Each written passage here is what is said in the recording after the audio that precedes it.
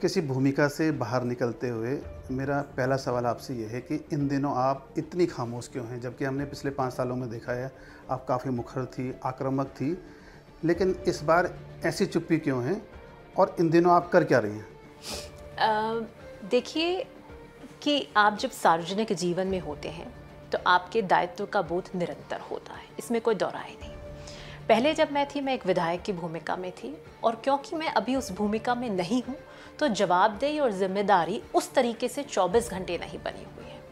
और क्योंकि मेरे पास अब थोड़ा समय उस तरीके से नहीं था जैसे पहले, अब ज़्यादा है, तो मैं वो कर रही हूँ जो मैंने पहले नहीं पढ़ा, जो है अंग्रेज़ी विश्व साहित्य। मैं पहले हिंदी साहित्य बहुत पढ़ रही थी, लेकिन अंग्रेज़ी साहित्य मैंने कभी नहीं पढ़ा, तो मैं अभी वो पढ़ रही हूँ जिसमें अमेरिकन, ब्रिटिश, ग्रीक लिटरेचर और उनकी कुछ रचनाएं हैं वो भी।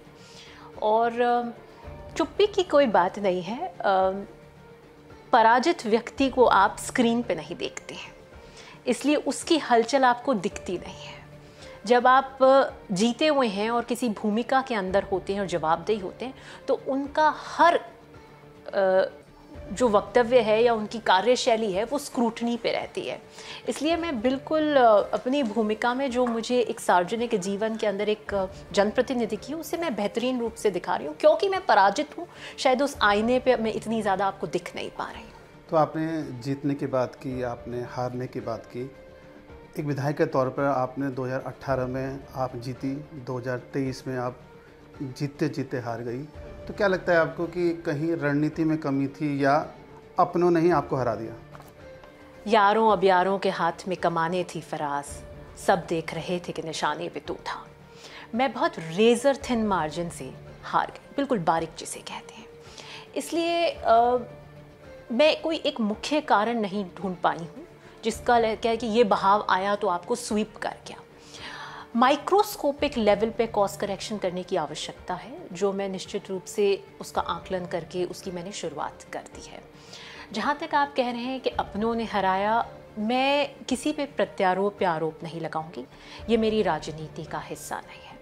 मैं स्वयं के आकलन के अंदर विश्वास रखती हूँ। मैं अपने आप को इंट्रोस्पेक्ट करूँगी कि मैं अपने व्यक्तित्व में क्या निखार कर सकती हूँ, मैं ग्राउंड लेवल पर क्या कर सकती हूँ, और मैं जनादेश को पूरी ह्यूमिलिटी के साथ एक्सेप्ट करती हूँ और ये मानती हूँ कि दुगनी मेहनत के साथ में मैं जनता की आशा और अपेक्षाओं पे खरे उतरने के लिए जो मेहनत करने की आवश्यकता है वो ज़रूर करूँगी।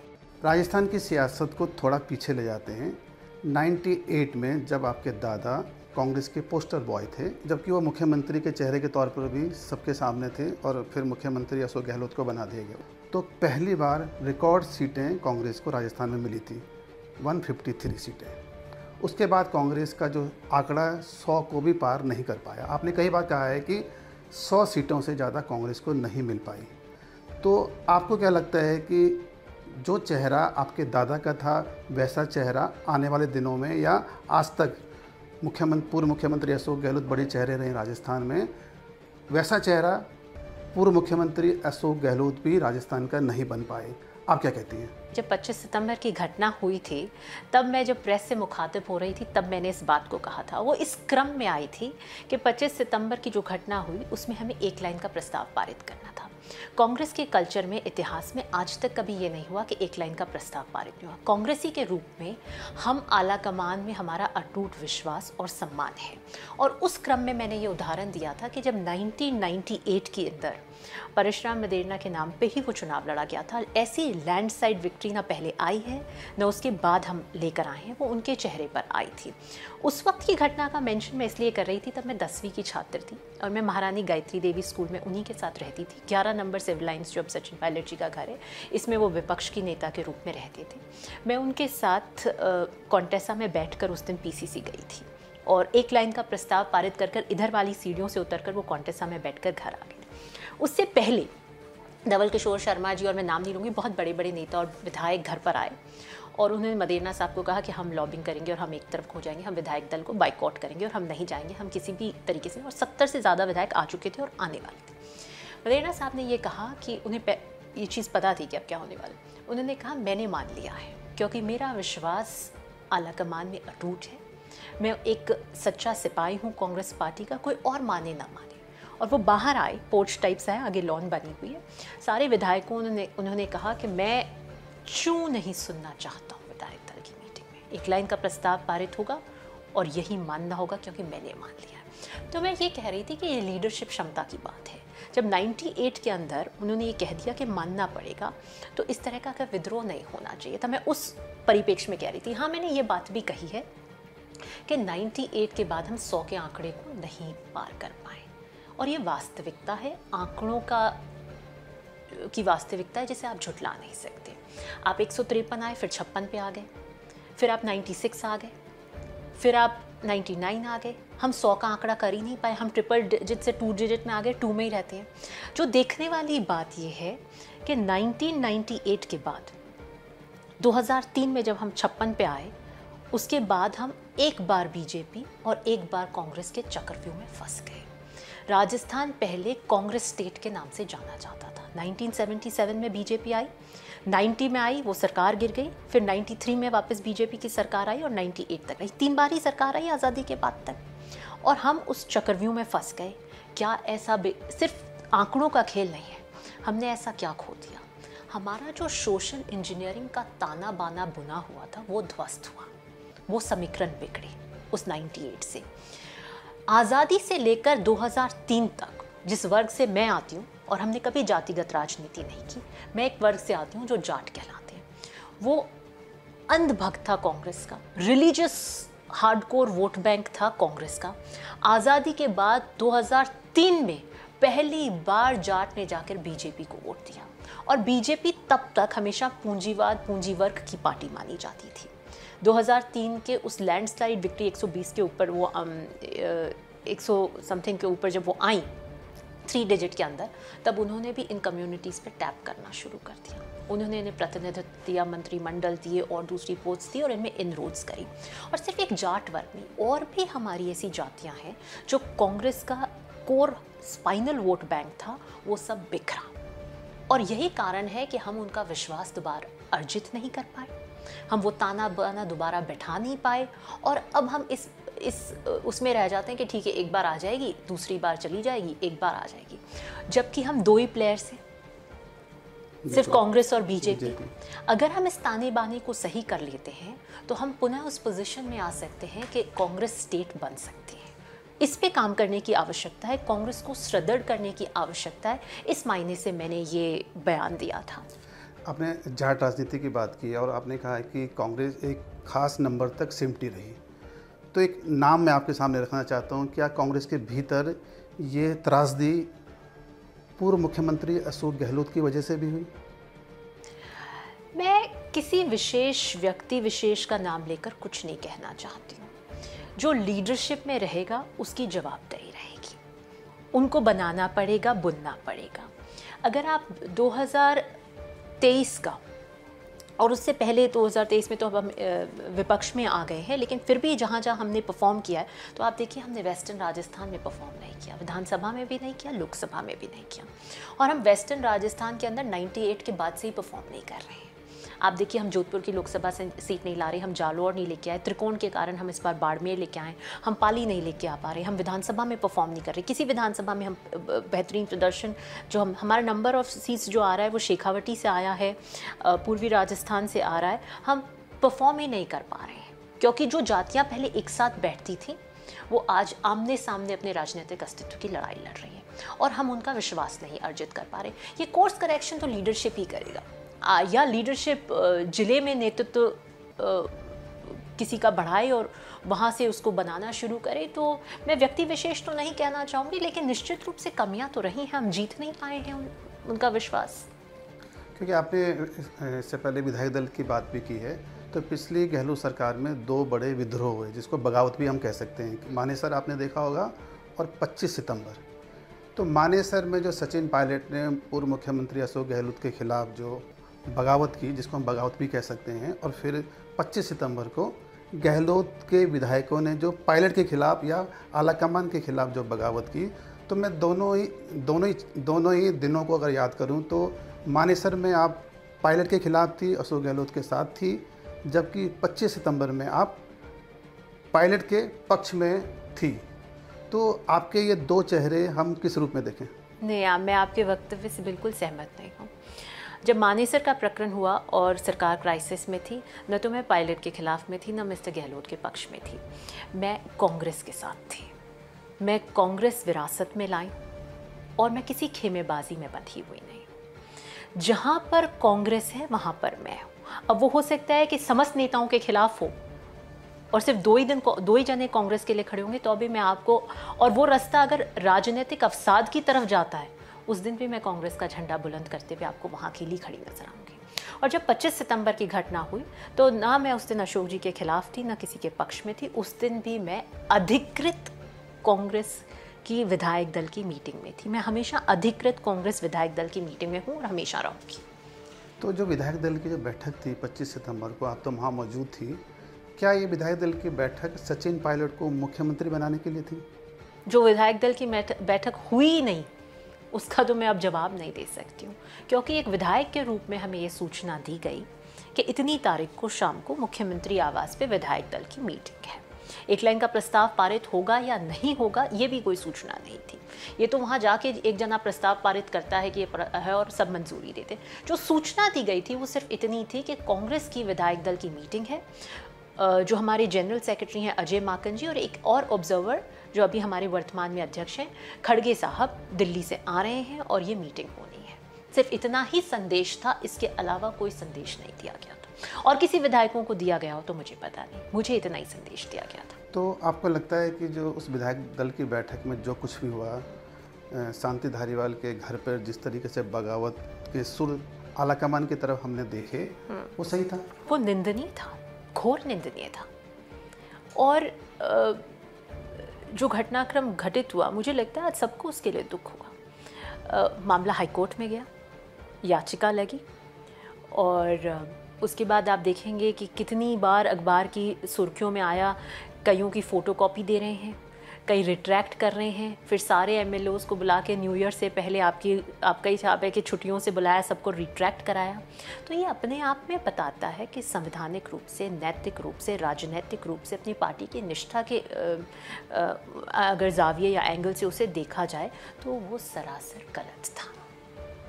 पार्टी फोरम के अंदर आप जो चाहें बात रख सकते हैं। इस तरीके से जो घटनाक्रम घटित हुआ और मुझे लगता है उसके बहुत ज़्यादा नुकसान हुए। 25 सितंबर को जो हुआ हम सब ने देखा है और हम सब जानते हैं कि क्या होने वाला था। पूर्व मुख्यमंत्री अशोक गहलोत कांग्रेस के राष्ट्रीय अध्यक्ष बनने वाले थे और सचिन पायलट को राजस्थान में मुख्यमंत्री की जिम्मेदारी दी जाने वाली थी।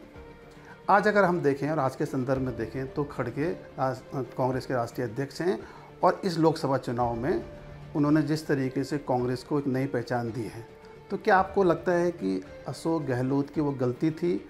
आज वे राजस्थान के नहीं बल्कि देश का बड़ा चेहरा होते। देखिए, मैंने उस वक्त भी कहा था जब आप सब पत्रकार मुझसे पूछ रहे थे कि 25 सितंबर को क्या देखते हैं। शांति धारीवाल जी कभी अध्यक्ष की दौड़ में नहीं थी।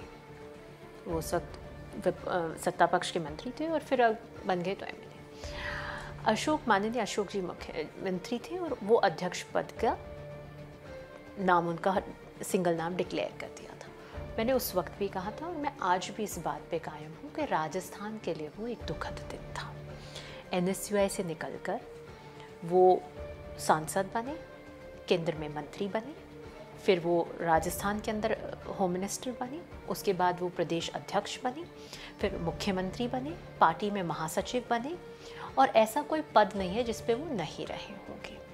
और ये वो सर्वोच्च पद है पार्टी में जिस पे जवाहरलाल नेहरू जी रहे, इंदिरा गांधी जी रहे, राजीव गांधी जी रहे, सोनिया गांधी जी रहे। तो मुझे लगता है कांग्रेसी के रूप में इससे अधिक कुछ नहीं हो सकता था। वो 14 साल मुख्यमंत्री रह चुके थे। ये एक वो पद है जो राजस्थान के इतिहास में स्वर्णिम पन्नों पे लिखा जाता कि कांग्रेस का अध्यक्ष राजस्थान से और जोधपुर जिस जिले से मैं आती हूँ वहाँ से आए। तो मुझे लगता है कि आज भी अगर आप उस परिस्थिति को देखें कि अध्यक्ष का पद एक बहुत गरिमा पद है और 25 सितंबर से वो चीज़ हाथ से चली गई। और आज जब राहुल गांधी जी के नेतृत्व के अंदर और उनके साथ में खड़गे साहब जिस तरीके से हमने कांग्रेस ने जो कमबैक किया है, जिस तरीके से 400 पार के नारे को नोज डाइव मिली है, आप बहुमत का आंकड़ा भी नहीं छू पाए। आप क्योंकि विधानसभा की कार्रवाई को देखते हैं और लिखते हैं, आपकी नज़र वहाँ की कार्रवाई पर भी रहती है। क्या हालत आज पार्लियामेंट की हो रही है, मंत्रियों से वहाँ पे भी जवाब नहीं बन रहे, सिंपल क्वेश्चंस के जवाब लोकसभा में भी मंत्री नहीं दे पा रहे हैं। किस तरीके से सरकार आज बैकफुट पे है और खड़गे जी एक बहुत ही सफल अध्यक्ष के रूप में अपनी भूमिका स्थापित कर चुके हैं। तो ये मौका राजस्थान के पास था जो हमने 25। तो अगर मैं सीधे शब्दों में ये कहूँ तो ये अशोक गहलोत की गलती थी पद को न स्वीकारना? मैं ये नहीं कह सकती हूँ। आप स्वयं अपने जीवन में क्या राजनीति तय करते हैं, मैं उस पर टिप्पणी नहीं कर सकती। जैसे आपने कहा कि आप इन 6 में तलाशेंगी, तो मैं नहीं तलाशूंगी। कोई और कहेगा कि अगर कोई जिताऊ सीट है और अगर आप पार्टी देना चाहती है तो ये राजनीतिक गुना भाग के अंदर घाटे का सौदा है। तो मैं नहीं कह सकती कि वो अपने राजनीतिक जीवन में किसका चयन करते हैं, नहीं करते, करना चाहते थे या नहीं चाहते थे, या परिस्थितियाँ ऐसी हो गई 25 सितंबर की घटना होने के बाद वो विकल्प खुले रहे नहीं रहे, मैं उस पर कहना नहीं चाहती। लेकिन बनते तो आज परिस्थितियाँ दूसरी थी। राजस्थान का नाम स्वर्णिम अंकों में लिखा जाता, जोधपुर बहुत गौरवान्वित महसूस करता। निश्चित रूप से हमने वो मौका तो खोया है। थोड़ा आपके गुस्से की मैं बात करता हूँ कि बद्री जाखड़ के खिलाफ भी आप बोलती रही हैं और शांति धारीवाल को लेकर भी आपने लगातार बोला है, और एक और व्यक्ति हैं हनुमान बेनीवाल। तो हनुमान बेनीवाल से आपकी क्या दावत है? जहाँ तक आपने गुस्से की बात करी, व्यवस्था से प्रश्न करने वाले स्वर हमेशा आंदोलित, आक्रोशित, उद्वेलित और उत्तेजित होंगे। गुस्सा कब आता है? आम सामान्य चीज़ को छोड़ दीजिए, राजनीतिक सामाजिक ताने बाने में गुस्सा कब आता है? वो अन्याय का विलोम है, इनजस्टिस का विलोम है। मणिपुर की घटना हुई, लोग सड़कों पे उतरे गुस्से में। अभी आप देखेंगे कोचिंग सेंटर्स के अंदर जो विद्यार्थियों की मृत्यु हुई इलेक्ट्रिक्यूशन से बेसमेंट में, गुस्सा फूटा, व्यवस्था के खिलाफ सब धरने प्रदर्शन पे आए। तो सारे द्वार खटखटाने के बाद जब कोई रास्ता न मिले और मुझे नैतिकता और राजनीतिक दायित्व बोध से ये रहे कि मुझे ये बात उठानी ज़रूरी है, तो मैं अपनी बात पूरी क्षमता के साथ और दृढ़ता के साथ उठाती हूँ। अब आप उसे गुस्सा कह सकते हैं, उसे इनजस्टिस का विलोम कह सकते हैं, लेकिन मुझे उसमें कहीं सही को सही कहने में मुझे कभी किसी प्रकार की शंका नहीं हुई। जहाँ तक आपने जिनकी बात करी, मेरी किसी से कोई व्यक्तिगत लड़ाई नहीं है। मैं ये मानती हूँ कि मैं अधिकांश रिश्ते, चाहे वो शुभचिंतक हो, चाहे वो विरोधी जो मुझ पे प्रहार कर रहे हों, मैं अधिकांश ये भी विरासत में लेकर आई हूँ। और विरासत की राजनीति की जहाँ कुछ बेनिफिट्स हैं, तो जो माइनसेस हैं शायद मैं उनको झेल रही हूँ। क्योंकि जितने भी नाम आप ले रहे हैं वो सब एक ही माला के मोती हैं। वो एक ही स्वर में प्रहार करते हैं, वो स्वर एक ही जगह से निकलता है, एक ही तरीके से निकलता है। क्या आपने इस पर गौर नहीं किया? तो आपने कहा कि मैं पार्टी के साथ हूँ, आलाकमान के साथ हूँ, लेकिन आलाकमान ने एक फैसला लोकसभा चुनाव में किया कि जो हनुमान बेनीवाल की जो पार्टी है उसके साथ गठबंधन होगा। तो क्या लगता है कि आप इस फैसले के साथ हैं आलाकमान के, या आपको लगता है कि ऐसा नहीं होना चाहिए था? रोक सको तो रोक लो बारिश की पहली बूंदों को, कच्ची मिट्टी तो महकेगी, है मिट्टी की मजबूरी। दोस्ती भी हो, रंजिशें भी हों, ये मुझे भी आया नहीं है। जहाँ तक आप पार्टी आलाकमान की बात करेंगे, पार्टी के लिए अगर जहर का घूंट भी पीना पड़ा तो मैं पीऊँगी। आप सुलह की बात करते हैं, तो क्या आप मानते हैं एक मंच पे साझा बैठने से सुलह हो जाती है? और एक प्रश्न मैं आपसे पूछना, क्या आपकी बेटियां हैं? तो मुझे नहीं पता आपने ये प्रश्न मुझसे क्यों पूछा, क्योंकि मैं जिस राजनीतिक सांचे से निकल कर आई हूँ, मेरे को मेरे पिता स्थापित नहीं कर रहे थे। मैं विपरीत परिस्थितियों से निकल कर आई हूँ। मैं वेदना, विरह, दर्द और यातनाओं के दर्द से, संघर्ष से निकलते हुए मेरा असली राजनीतिक जन्म हुआ। मैं विरासत की राजनीति का द्वार मेरे पास था, लेकिन वो मेरी राजनीतिक पैदाइश का कारण नहीं था।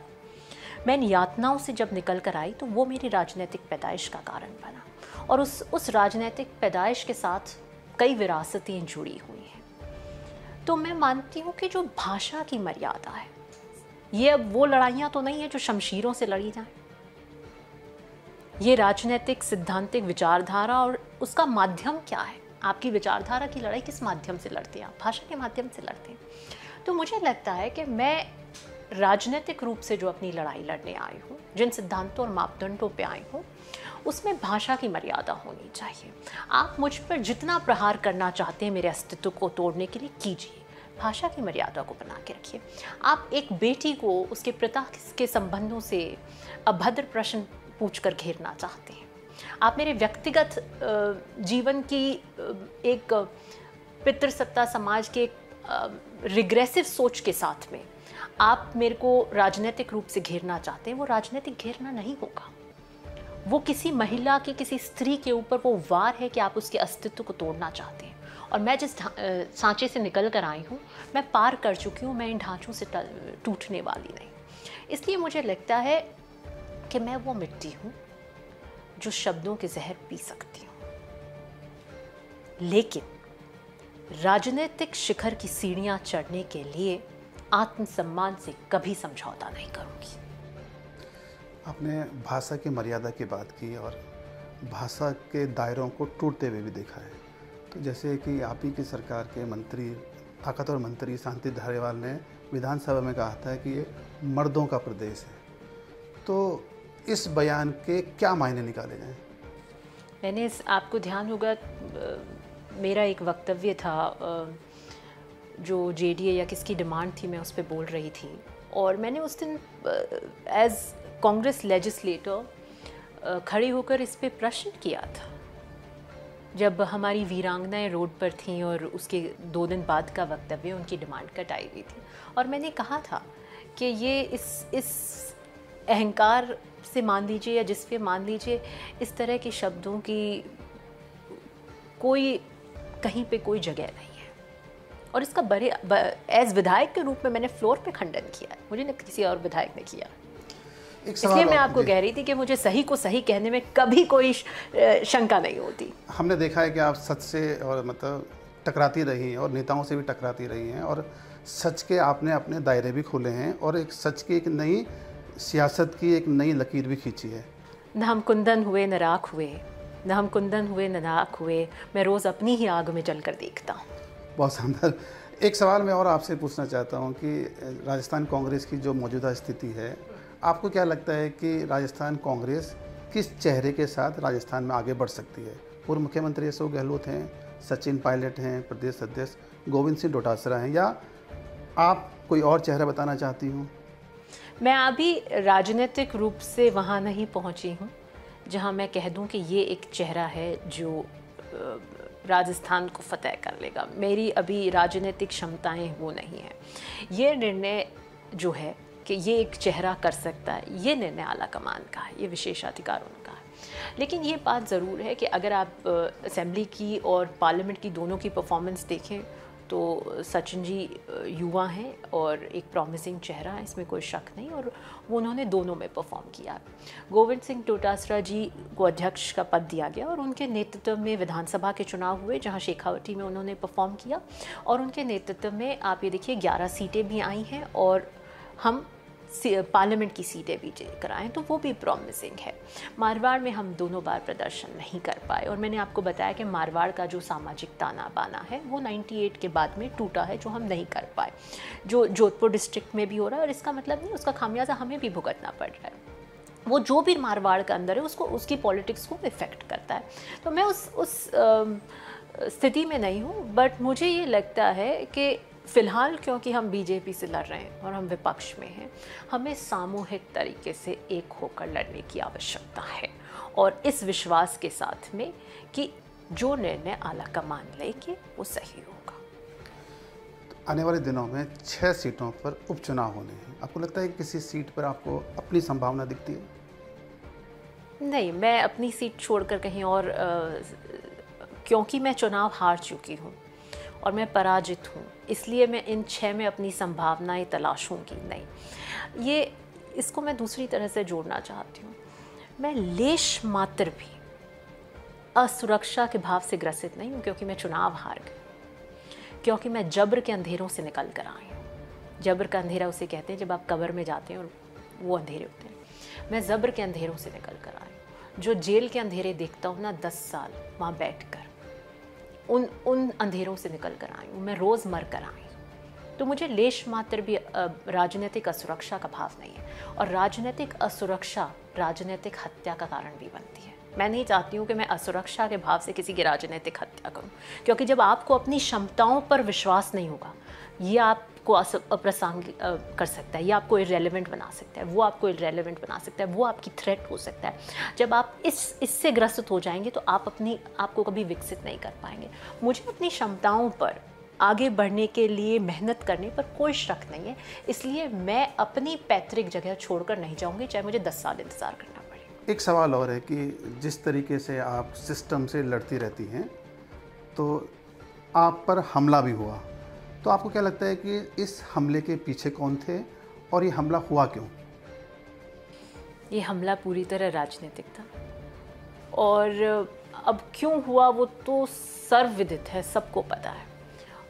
एक महिला पर आज 21वीं सदी में इस तरीके का हमला होना, जो वायलेंस जो है, वो इस बात को दर्शाता है कि वो राजनीतिक असुरक्षा के बदसूरत रंग का प्रशिक्षण था।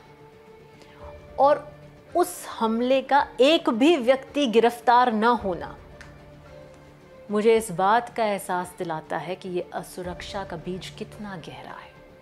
और मैं अपने काम के प्रति एक संतुष्टता का भाव रखती हूँ कि मैं सही काम कर रही होंगी कि इतना असुरक्षा का भाव हो रहा है। क्योंकि मेरे पिता ने मुझसे कहा कि अगर आप काम करोगे तो गलतियाँ होंगी, और काम नहीं करोगी तो गलतियाँ नहीं होंगी। तो मुझे लगता है कि अगर मैं किसी के अंदर इस हद तक राजनीतिक असुरक्षा पैदा कर रही हूँ कि मुझ पे हमला हो जाए, तो निश्चित रूप के काम के मापदंड पर मैं कहीं सही चल रही हूँ। एक बहुत पर्सनल सवाल है, आप चाहें तो उसको छोड़ भी सकती हैं, फिर भी मैं आपसे पूछना चाहता हूँ कि क्या आपके पिता को राजनीतिक साजिश के कारण फंसाया गया? हालांकि आपने कहा भी है कि उनके साथ राजनीतिक साजिश हुई थी, तो मैं से ये जानना चाहता हूँ कि जो भी उनके साथ हुआ वो वाकई राजनीतिक साजिश थी, या आपको लगता है कि अगर आप किसी नाम को बताना चाहती हों जिसने ये साजिश रची थी? कातिल ने कितनी सफाई से धोई है आस्तीन, कातिल ने कितनी सफाई से धोई है आस्तीन, उसे खबर नहीं था कि लहू बोलता है। लेश मात्र भी कोई शक और शुबा नहीं है, मेरे पिता की राजनीतिक हत्या ही हुई है। और इसीलिए आज 13-14 साल बाद एक पराजित व्यक्ति के साक्षात्कार में आप एक इतने सीनियर पत्रकार जगत के सितारे मुझसे ये प्रश्न पूछ रहे हैं, क्योंकि ये घाव सिर्फ मेरा घाव नहीं है व्यक्तिगत, ये किसान राजनीति का घाव है जो आज भरा नहीं है। मेरा जुर्म कुछ और था, मेरी सज़ा कोई और हुई। ये सियासी अदब है, यहाँ पारसाई हराम है। सिद्धांतिक राजनीति पे चलने के खामियाजे भुगतने पड़ते हैं। ये मैंने अपने व्यक्तिगत रूप से देखा है। आप डर की एक बात कर रहे थे कि वो है, मैं मेरे जीवन में का सबसे बड़ा डर जिसे कहते हैं, एक राजनीतिक परिप्रेक्ष्य में अब मैं आ गई हूँ, तो शायद राजनीतिक रूप से अप्रासंगिक होना आप मानेंगे कि किसी का डर होगा। मेरे जीवन का सबसे बड़ा डर ये था कि एक कदम तो छोड़िए, मैं इस एहसास के साथ 4 पलकें नहीं झपक सकती कि हमारे घर में हमारे पिता नहीं होंगे। 2 दिसंबर 2011 की अरेस्ट की उस सूचना के साथ मैंने उस डर की आंखों में आंखें डाली।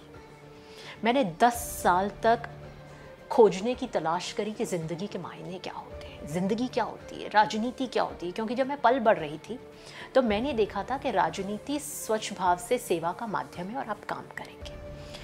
मैंने राजनीतिक असुरक्षा के भाव से मेरी पिता की राजनीतिक हत्या के कारण राजनीति का सबसे बदसूरत रंग सहा। मैं 10 साल तक जेल जाती थी उनसे मिलने, 3-3 घंटे इंतज़ार करती थी। आप एक कमरे से दूसरे कमरे में जाते हैं, उस सलाखों में फिर दूसरे में जाते हैं, और वो सलाखें नज़र आती थी और मैं इंतज़ार करती थी। और मुझे रश्क होता था लोहे की उन सलाखों से कि जिस चीज़, जिस अस्तित्व, जो मेरी सांसें हैं वो उनके पास है। और मुझे लगता है कोई ना, हर अभिशाप आपको कोई ना कोई वरदान दे देता है। फौलाद की उन सलाखों से मेरा याराना दोस्ताना हुआ और शायद उन्होंने मुझे उस डर से मुक्त किया जो किसी राजनेता का डर भी हो सकता है। और दूसरा डर जो था वो मेरी ज़िंदगी का सबसे खौफ ज़्यादा समय रहा जब मेरे चिकित्सकों ने ये कहा कि मेरे पिता अब शायद लास्ट स्टेज ऑफ कैंसर पे डायग्नोस हुए और 2 से 3 महीने नहीं निकालेंगे। वो अलग बात है कि उनका फर्स्ट लाइन ट्रीटमेंट बहुत अच्छा चला, फिर वो 4 महीने 5 महीने निकाले और फिर वो कोविड हुआ और फिर अगले 3-4 महीने 5 महीने और निकाले। लेकिन जब आपको ये एहसास हो जैसे किसी एस्ट्रोलॉजर ने आपको आपकी कुंडली खोल के बता दी हो, कोई आप जाते हैं तो ये नहीं पूछते कि मेरी मृत्यु की तारीख क्या है, हम हमेशा भविष्य के स्वर्णिम चीज़ें सुनना चाहते हैं।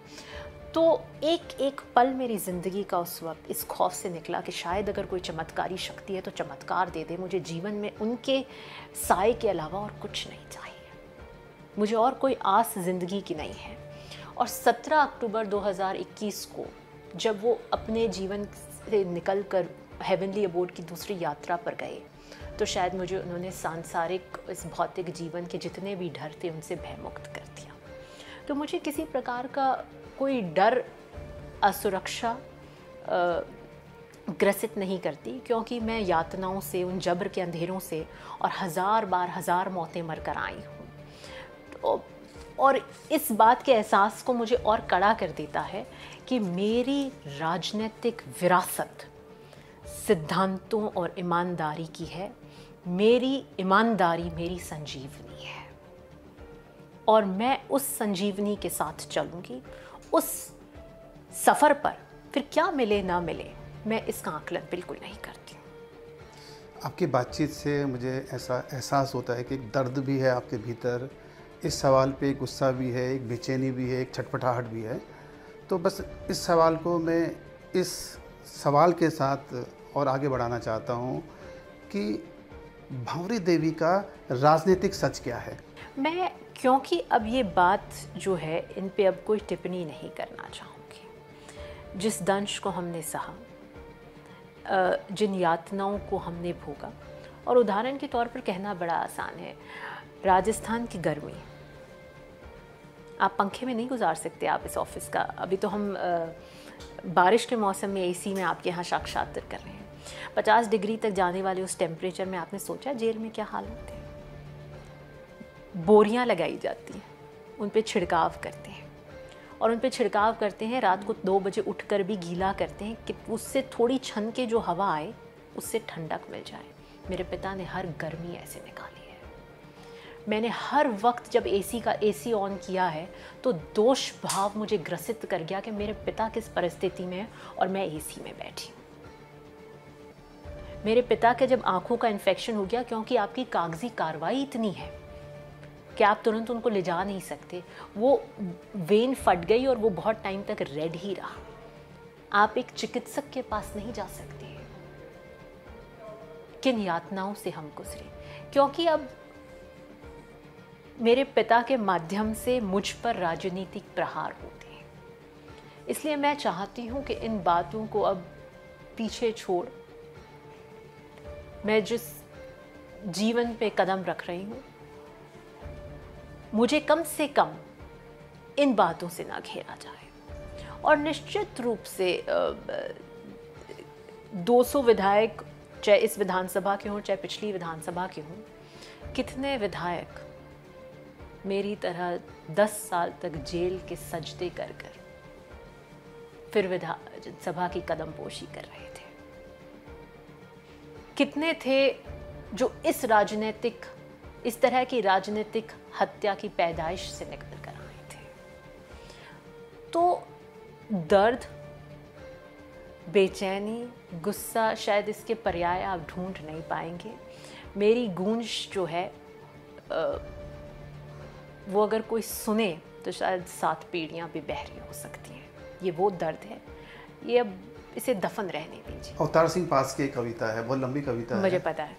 सबसे खतरनाक होता है हमारे सपनों का मर टूट जाना। तो आपको लगता है कि किसी सपने को, किसी राजनीतिक सपने को आप बचाने की कोशिश कर रही हैं? किसान राजनीति के झंडे को बुलंद करने के सपने को बचाने की बिल्कुल कोशिश कर रहे हैं। 1952 में मेरे दादाजी ने किसान मारवाड़ सभा जो पहले वहाँ पर काम करती थी आज़ादी से पहले, उसका विलय कांग्रेस में किया। 52 का पहला चुनाव रहा। वहाँ गोलियाँ चलती थी, आप प्रचार नहीं कर सकते थे, कांग्रेस के झंडे नहीं लगते थे। वो कंबल ओढ़कर रात भर चलते थे, पैरों में छाले हो जाते थे, खून आता था। और आप झोपड़ी में दिया नहीं लगा सकते, क्योंकि दिया लगाते थे तो बहुत दूर तक पता चल जाता था कि रोशनी हुई है और वहाँ कोई हलचल हुई है। तो लोगों को जब अलग जलाते थे कि हमारी आज़ादी, किसान वर्ग की आज़ादी वोट से है, तो वो कहते थे हाँ वोट दे देंगे, दिया मत जलाओ, दिया मत जलाओ।